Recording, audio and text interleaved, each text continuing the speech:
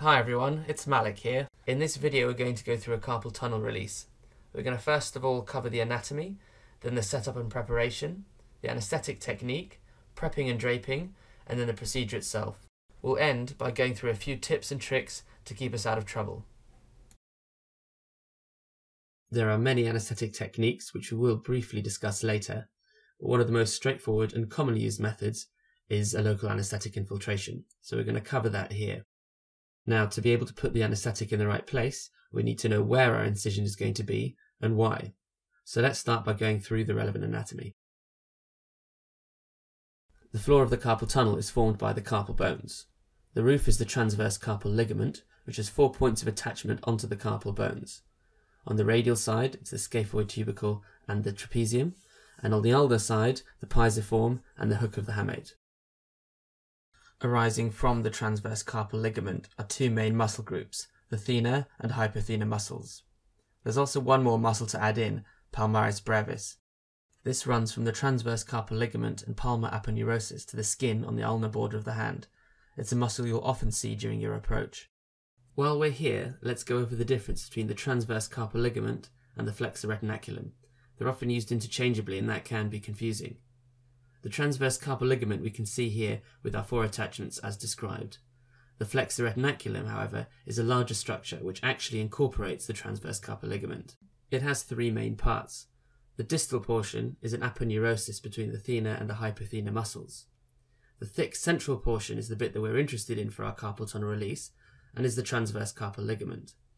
The proximal part of the flexor retinaculum is continuous with the deep investing fascia of the forearm.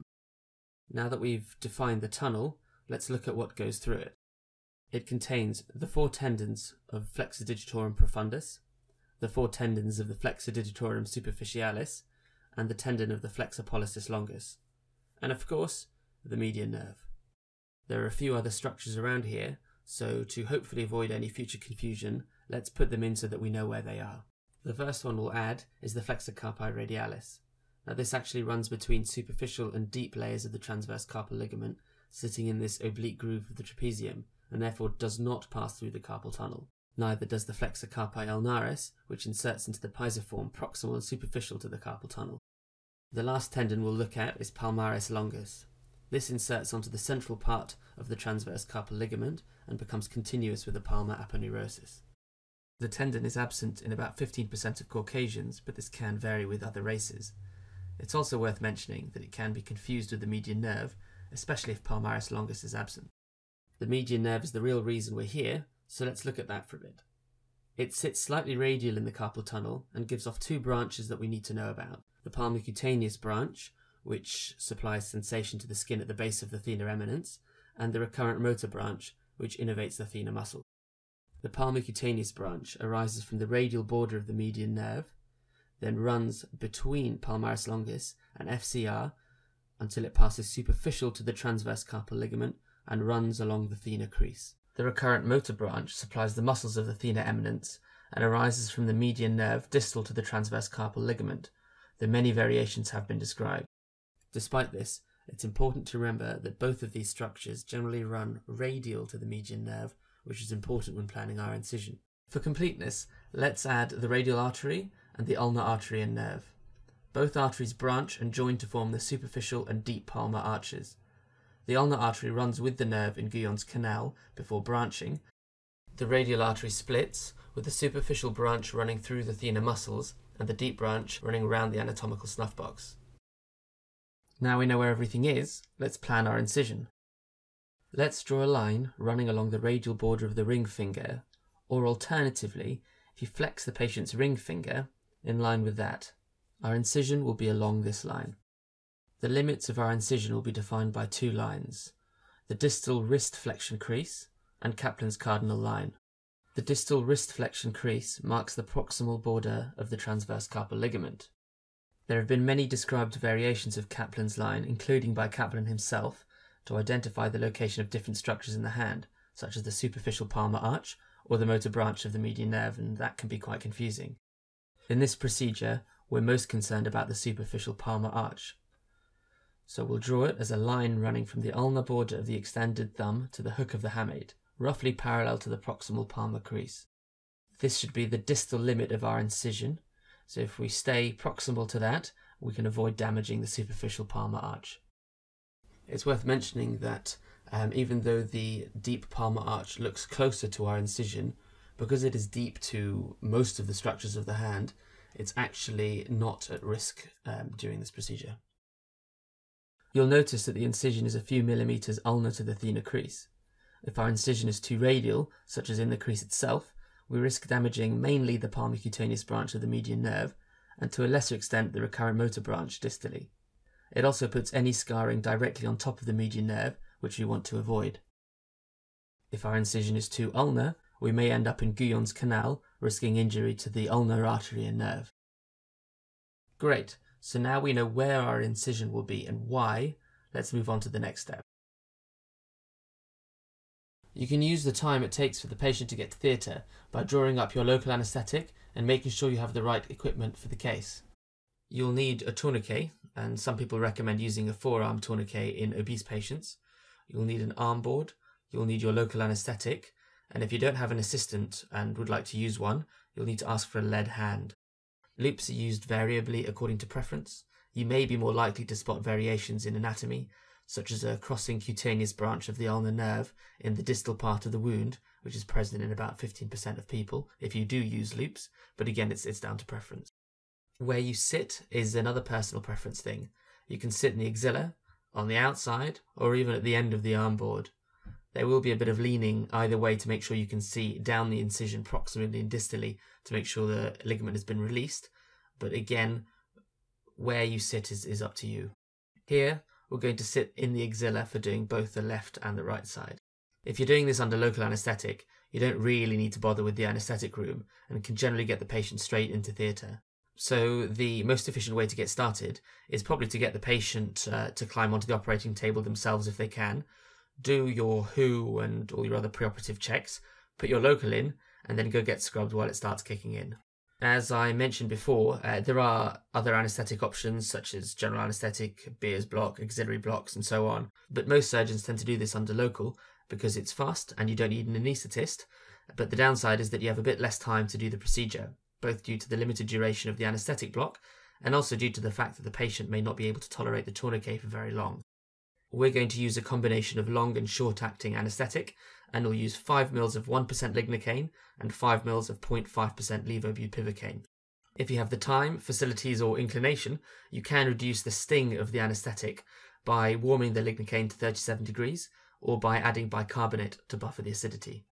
The final option worth mentioning is the combination of a local anaesthetic such as lignocaine or xylocaine with adrenaline, where the vasoconstriction caused by the adrenaline increases the length of duration of the anaesthetic, but also stops any bleeding so you don't have to use a tourniquet. Prep the skin, check your local again, and then you're ready to go. You're going to first infiltrate the carpal tunnel itself, then come back and raise a skin bleb, then infiltrate along the incision inside. Start with your needle in line with your incision at the distal wrist crease. Aiming about 45 degrees dorsal and distal, insert the needle until you feel the resistance of the transverse carpal ligament. If you push a little harder, you'll feel a pop as you overcome the resistance and enter the carpal tunnel. Aspirate, then inject the first few mils. There shouldn't be any resistance as you do this, and the patient will often feel tingling in the sensory distribution of the median nerve if you're in the right place. Keep injecting as you withdraw the needle until you get to the surface of the skin, then raise a small bleb.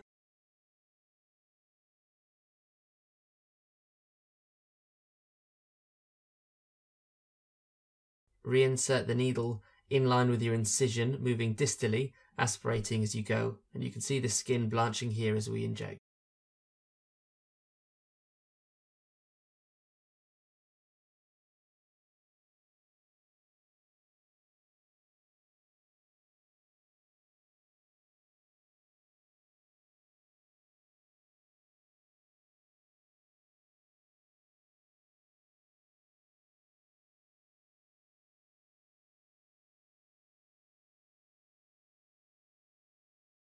With your last mil or two, infiltrate proximally to make sure that the whole of your incision is fully anaesthetized. We can see that pop as we go through the transverse carpal ligament again quite nicely here.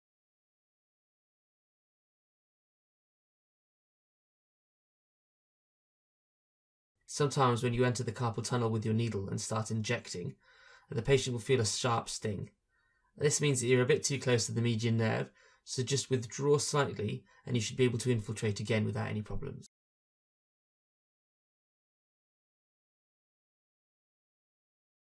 This part is relatively straightforward. After you or the theatre staff have put on a tourniquet and you're scrubbed, start to prep the hand. If the patient's awake, they can hold their arm up for you, otherwise an assistant can give you a hand. You'll need 2 sponge holders, generally one used to support the hand and the other to do the painting.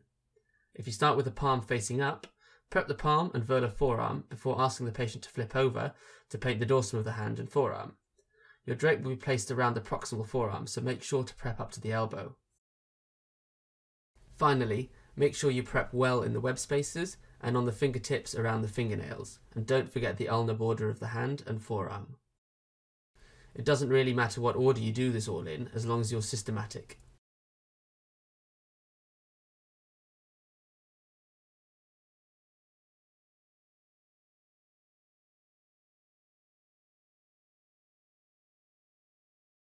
Throw out your swabs, and whilst keeping the patient's arm up, put a sterile drape on the arm board.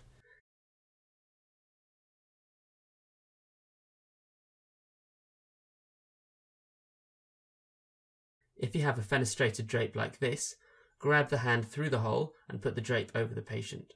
Remember that they may be awake, so just be a bit careful when putting it over their face, as you don't want to smother them with it.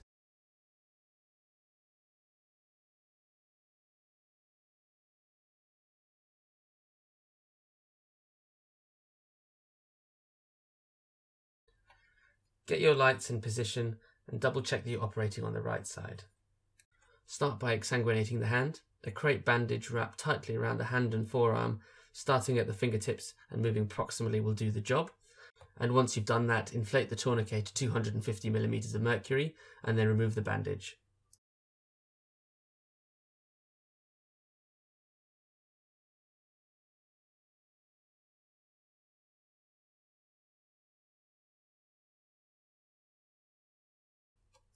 Your block should have worked by now, so check the anaesthesia before you start by pinching the skin over your proposed incision with some toothed forceps. Remember, the patients can often feel movement or pressure, but shouldn't feel any pain. If that's fine, then you're good to go. Remember the landmarks for your incision, in line with the radial border of the ring finger, from the distal wrist crease to Kaplan's line, and avoiding the temptation to put the incision in the thenar crease. You're going to use a 15 blade for the whole procedure. After you complete your skin incision, use dissecting scissors to dissect through the subcutaneous fat. Remember, there may be a crossing sensory branch of the ulnar nerve distally, and the blunt dissection will help avoid injury.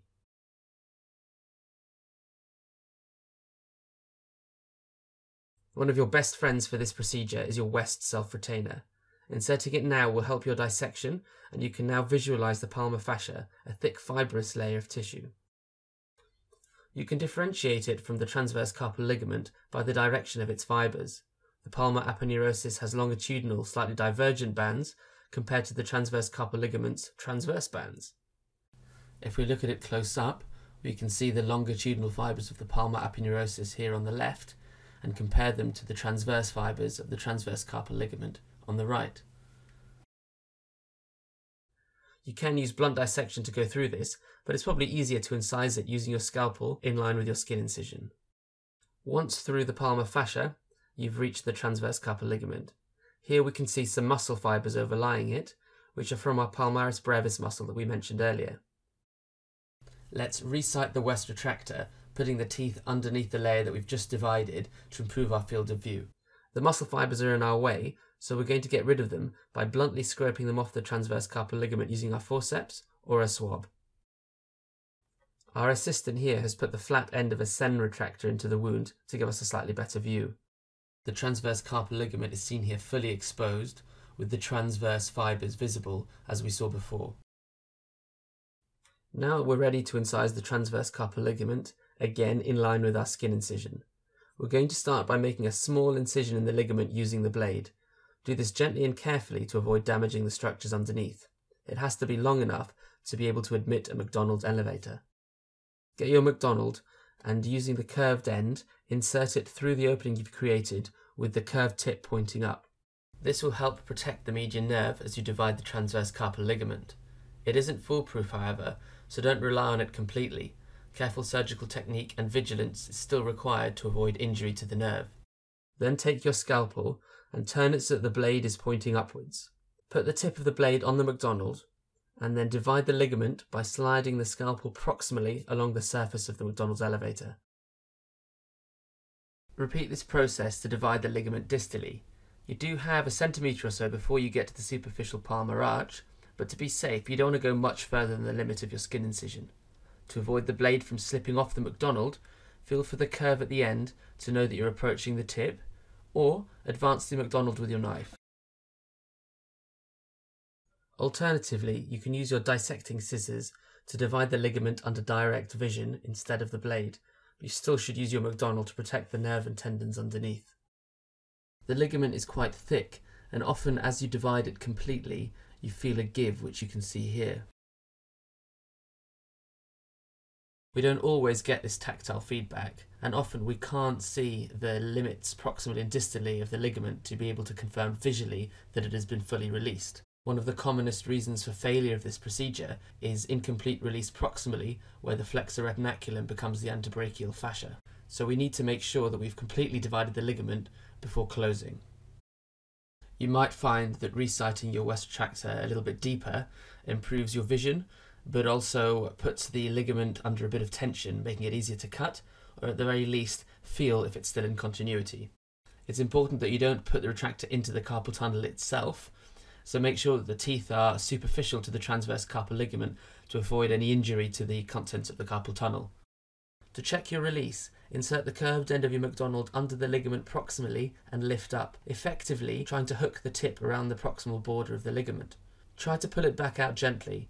If the ligament is divided completely, it'll slide out without any resistance, but if not, you'll feel the lip of the remaining ligament, so use your scissors or blade as before to divide it completely, before checking again, and then checking your distal release. Once that's done, inspect the nerve, and then you can go ahead and start closing. We'll close the wound using a 3/0 nylon suture, though 4/0 is also commonly used. It's a single layer skin closure using interrupted horizontal or vertical mattress sutures to avoid inversion of the skin edges.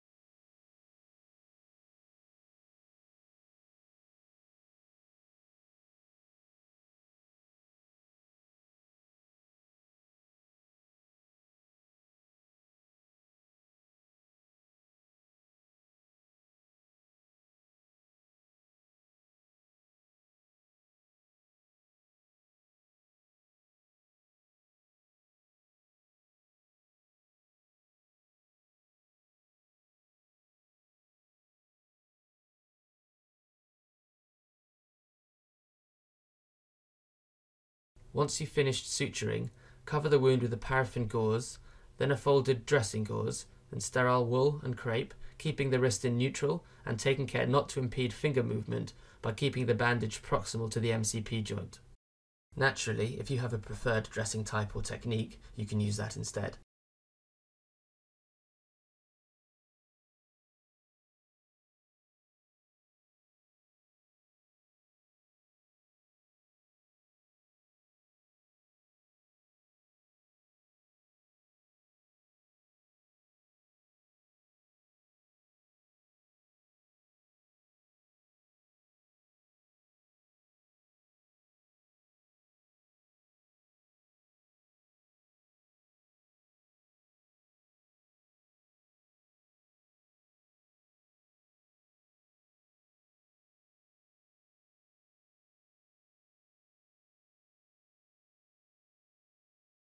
Lower the tourniquet, ensure limb elevation, and you're done. This is a relatively straightforward operation, but there are a few tips to help you avoid difficulty. Some of them we've already touched on, but it's probably worth going into them in a bit more detail.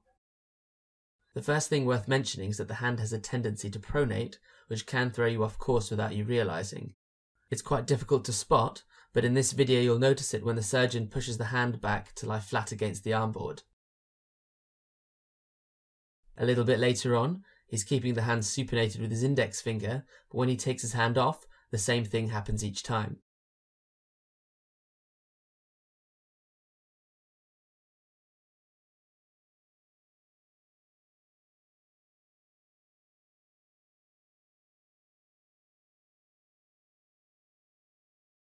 Why is this an issue? Well, what we're trying to achieve is to travel vertically down into the carpal tunnel from our initial incision. With the hand pronating, you can very easily drift ulnarly and end up near the ulnar nerve and artery. What will usually happen is that when you start dividing the transverse carpal ligament proximally, you'll actually be entering Guyon's canal. To avoid this, first of all, be aware of it, and then use an assistant, such as your scrub nurse, to hold the hand supinated, or use a lead hand, as you can see here, where it's holding the hand supinated and the digits extended, with a swab under the MCP joints dorsally to provide some cushioning. Following on from this, the amount of muscle that you come across during your approach can be a warning sign of drifting too ulnar or radial. These pictures all show different amounts of normal palmaris brevis encountered after dividing the fascia. Top left is obviously the bulkiest, and top right has no muscle at all. Sometimes the muscle can be obscured by fat proximally, as we can see in the bottom left image. If you do come across a lot of muscle tissue, you may have drifted into the thenar or hypothenar muscles, being too radial or too ulnar in your positioning. It can be normal, such as the picture in the top left, but it's worth just taking a second to reassess your position. The last point worth mentioning is your own positioning. I mentioned at the start that some surgeons sit at the end of the armboard looking along the axis of the arm, but if you do choose to sit on the side of the armboard as we are here, it does help to lean or move around a bit and look down your incision, because you can often see the ligament a bit better and divide it under direct vision, as you can see here. You should still check with the McDonald, as we demonstrated earlier, but it can make things easier.